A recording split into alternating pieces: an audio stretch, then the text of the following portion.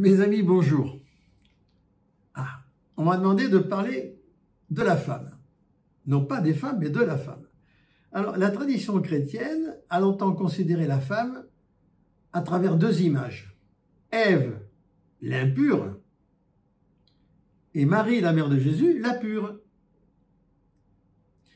Il y a eu également dans la Bible d'autres modèles, comme Sarah et Rebecca, qui sont femmes de patriarches. Déborah, prophétesse, elle était à la fois prophétesse et juge en Israël. Vous vous rendez compte? Fabuleux cette Déborah, prophétesse et juge en Israël. Judith et Esther également, parce qu'elles ont des attitudes courageuses. Elles ont sauvé toutes les deux le peuple juif. Bon, si on parle de la Bible, nous les chrétiens, on vient vers ce qu'on appelle le Nouveau Testament, Jésus. Jésus avait des relations peu conventionnelles avec les femmes. Certaines étaient ses disciples, alors qu'il était absolument interdit d'apprendre aux femmes quoi que ce soit. Et des fois, il était entouré jusqu'à 50 femmes. Bien sûr. Jésus n'a jamais eu peur d'entrer en contact avec des femmes que le peuple et les autres croyants, les autres croyants les méprisaient. Jésus n'a jamais eu peur de cela. Dans les premiers temps du christianisme, les femmes ont joué un rôle éminent.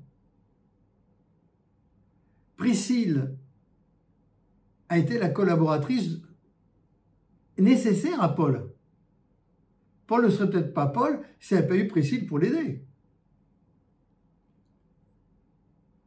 Mais Paul a formalisé cela en disant « Il n'y a plus ni juif ni grec, il n'y a plus ni esclave ni libre, il n'y a plus ni homme ni femme, car tous vous êtes un en Jésus-Christ. » Il a dit ça dans Galates 3, 28.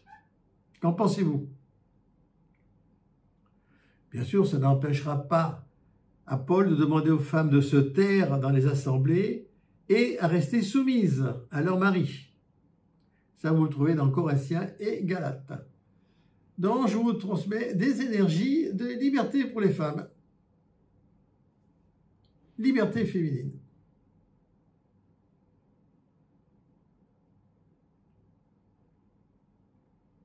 Gardez bien les yeux ouverts, soyez bien calés contre le dossier de votre chaise. Voilà.